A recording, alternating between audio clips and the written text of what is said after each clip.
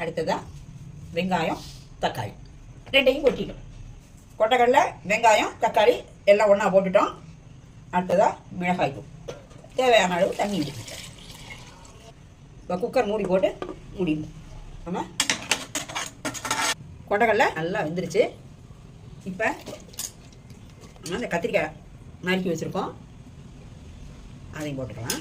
ஒன்றா போட்டோம்னா கத்திரிக்காய் கூழ் போயிடும், அதுக்காக தான் இப்போ போடுறோம். இப்போ குழம்புக்கு அரை மூடி தேங்காய், பட்டை, சீரகம், சோம்பு எல்லாம் எடுத்து வச்சுருக்கோம். அதை மிக்சியில் போட்டு அரைச்சிப்போம். கத்திரிக்காய் நல்லா வெந்துருச்சு.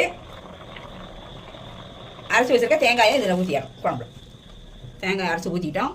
இதில் உப்பும் புளி ரெண்டும் ஊற வச்சுருக்கோம், கரைச்சி ஊற்றிடும். வடி எடுத்து